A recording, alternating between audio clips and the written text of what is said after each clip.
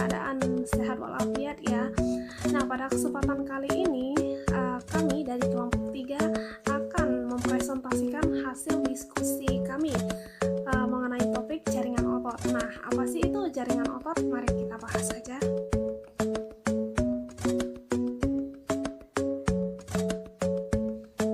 Oke, for team member, di sini ada saya Nur Hidayah, ada rekan saya Izzatul Az-Zahra, dan berikutnya ada Esther Veronica Situmea.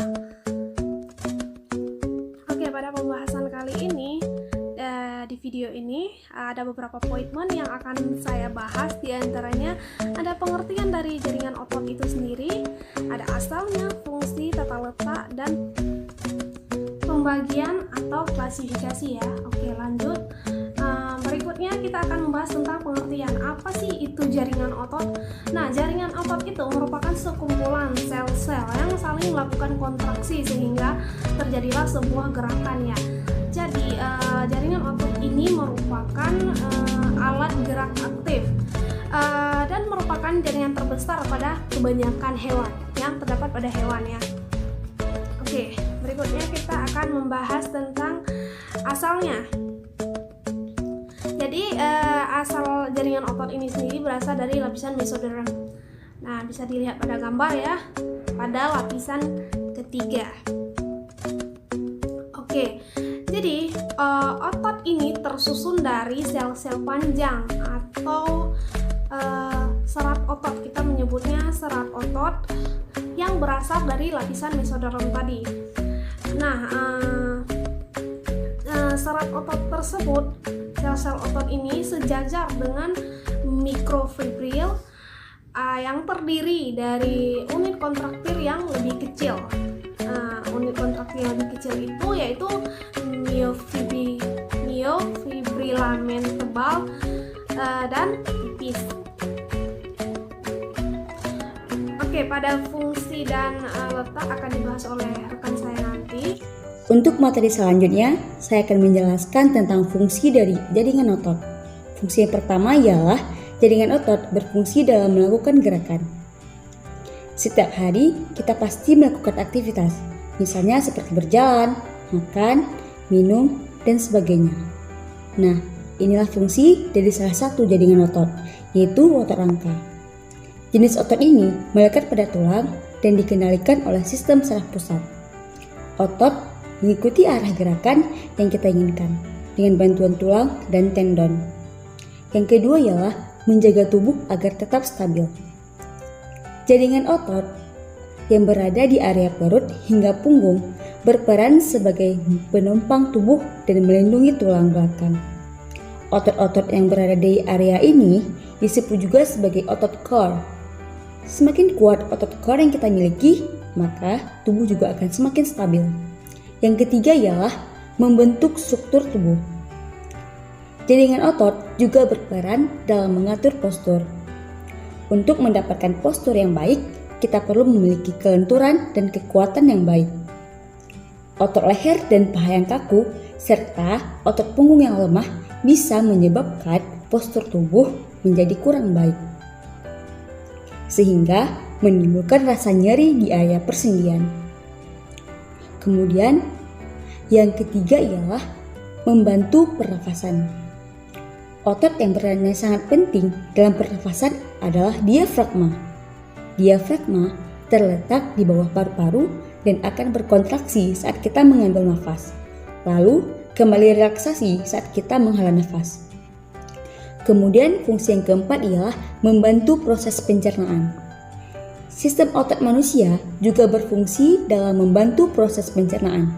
Ya, saat tubuh mencerna makanan, prosesnya dikendalikan oleh otot-otot polos yang terdapat di saluran pencernaan. Otot polos akan melemas dan menegang saat makanan melewati tubuh. Selama proses pencernaan, otot-otot ini juga membantu mendorong makanan keluar dari tubuh. Kemudian selanjutnya ialah membantu saat proses persalinan. Selama kehamilan, otot polos akan membesar dan merenggang saat janin tumbuh di dalam rahim. Saat proses melahirkan, otot polos di rahim berkontraksi dan relaksasi untuk membantu mendorong bayi melewati vagina. Kemudian fungsi selanjutnya ialah menjaga kemampuan melihat. Otot-otot yang berada di sekitaran mata akan bekerja dengan cepat sehingga kita dapat menjaga kestabilan gambar yang kita lihat, memindai sekeliling dengan pandangan, serta mengikuti pergerakan suatu objek. Kemudian fungsi selanjutnya ialah melindungi organ dalam tubuh. Otot yang berada di area perut melindungi banyak organ dari sisi depan, samping, hingga belakang. Otot juga bekerja sama dengan tulang untuk memberikan perlindungan yang terbaik bagi organ tubuh. Kemudian, fungsi selanjutnya ialah mengatur suhu. Selanjutnya ada penletak otot. Otot polos terletak hampir di seluruh bagian tubuh kita, misalnya pada organ pencernaan, paru-paru, pembuluh darah, maupun iris mata. Sedangkan otot lurik itu melekat pada bagian rangka tubuh kita. Adapun otot jantung yang hanya terletak di jantung. Oke, kita lanjut saja kepada klasifikasi. Nah, jaringan otot itu sendiri memiliki tiga ya. Ada yang pertama adalah otot polos yang menjadi bagian saya atau otot halus. Yang kedua ada otot lurik atau otot skeletal. Yang ketiga adalah otot jantung atau kardiak ya. Oke, mengenai jaringan otot polos, kita akan membahas 5 poin, diantaranya ada struktur, bentuk, posisi, penyusun, dan fungsi. Pada otot polos ini, dia dapat kita temukan pada dinding organ pencernaan atau uterus, pembuluh darah, arteri, dan organ internal lainnya. Otot polos ini sendiri bersifat involuntar. Apa itu artinya? Artinya dia bekerja di bawah, di luar kesadaran ya, dan tak dapat diperintah. Jaringan otot ini juga dia dipengaruhi oleh syaraf otonom, artinya syaraf tak sadar. Nah, berikutnya aktivitas dari jaringan si otot polos ini dibandingkan dengan otot lurik ya, aktivitasnya lebih lambat. Namun meskipun aktivitasnya lambat, ia tak mudah lelah sehingga kontraksinya terjadi bisa lebih lama. Nah, pada fungsinya sendiri, jaringan otot polos berfungsi memindahkan zat melalui organ, bekerja dengan berkontraksi dalam gelombang. Contohnya kita dapat melihat pada gerakan peristaltik pada usus. Oke, ciri-cirinya. Dari struktur otot ini adalah berbentuk gelondong dengan memiliki kedua ujung yang meruncing, sementara tengahnya lebar. Dia memiliki satu inti sel berbentuk oval dan berada di tengah persis ya. Dibandingkan dengan otot lurik, struktur dari otot polos ini dia lebih kecil dan penyusunnya terdiri dari sel-sel otot polos. Jadi penampakannya tentu saja polos tanpa memperlihatkan gambaran serat melintang yang biasa kita temukan pada otot lurik. Jaringan otot polos ini juga memiliki aktin, miosin, tropomiosin, dan sedikit mitokondria. Ini untuk apa ya? Untuk menunjang kontraksi tadi. Oke, secara umum otot polos dapat dibedakan menjadi dua. Yang pertama ada otot polos unit tunggal. Ia terdiri dari ratusan atau jutaan serabut sebagai satu kesatuan, dan mereka semua melakukan kontraksi secara keseluruhan. Dapat kita lihat contohnya pada otot polos penyusun dinding organ dalam seperti usus, lambung, dan lainnya.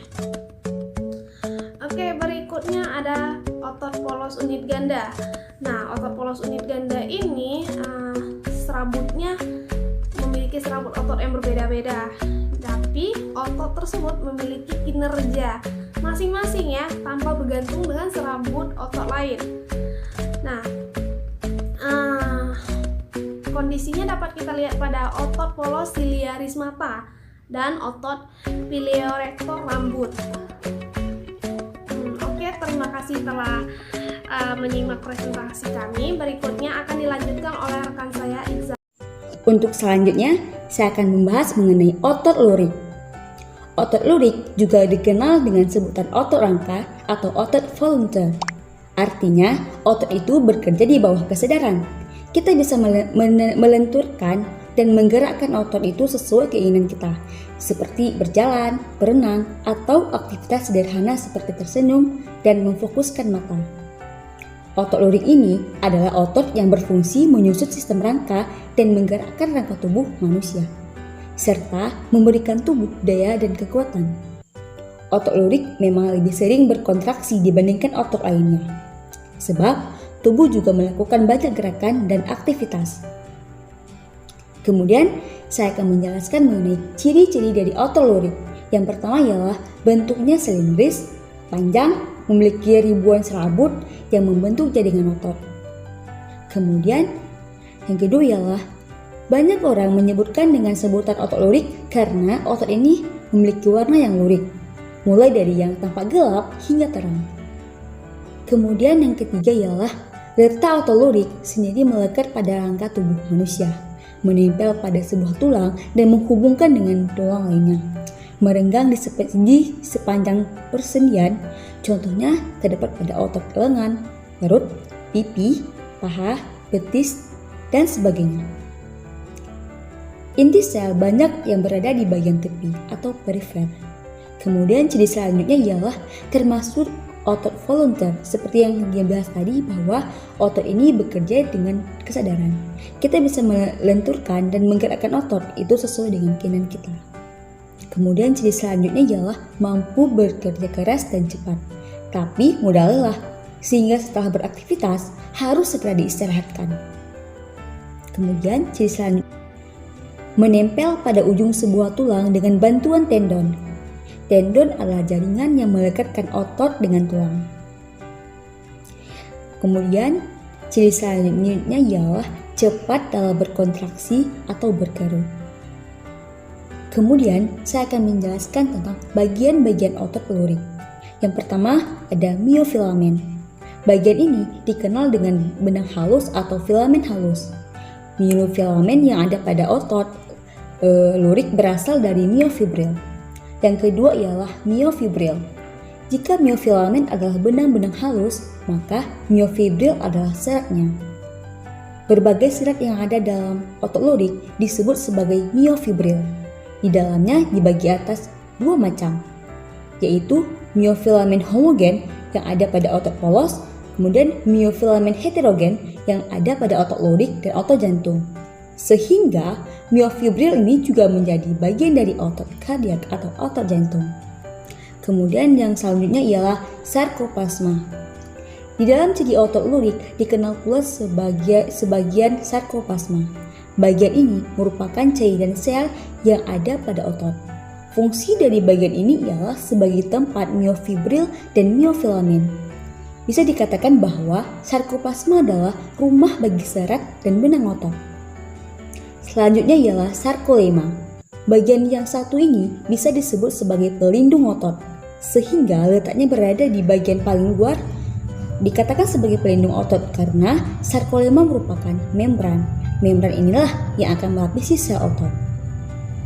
Kemudian selanjutnya, saya akan menjelaskan tentang fungsi otot lurik. Fungsi otot lurik ialah yang pertama, menggerakkan tubuh. Otot yang melekat pada tulang di seluruh tubuh ini dikendalikan oleh sistem saraf pusat. Fungsi selanjutnya ialah menjaga postur dan posisi tubuh. Otot rangka berperan menjaga postur tubuh agar tetap normal sehingga tanpa kita sadari kita telah melakukan banyak perubahan kecil ketika bergerak. Tulang harus dijaga tetap pada tempatnya selama kita bergerak sehingga tidak terjadi diskolasi sendi. Inilah peran yang dimainkan oleh otot rangka bersama dengan tendon. Selanjutnya ialah menunjang jaringan lunak dan pengaturan suhu. Fungsi otot pada manusia tak kalah penting, yaitu menjaga suhu tubuh agar tetap normal. Selanjutnya adalah jaringan otot jantung. Otot jantung hanya ditemukan di jantung, tepatnya berada di dinding jantung. dan otot jantung merupakan gabungan dari otot lurik dan otot polos. Karena bentuk dan susunannya sama dengan serat otot melintang, tetapi cara kerjanya seperti otot polos. Otot jantung disebut juga dengan otot involuntar, yaitu bekerja di luar kehendak. Dan fungsi dari otot jantung yaitu berfungsi untuk memompa darah. Dan otot jantung ini tidak memiliki kemampuan bergenerasi, sehingga bila terjadi kerusakan akan terbentuk jaringan parut yang mengandung banyak fibroblast. Selanjutnya, ciri-ciri dari otot jantung. Otot jantung bentuknya memanjang dan berbentuk silindris.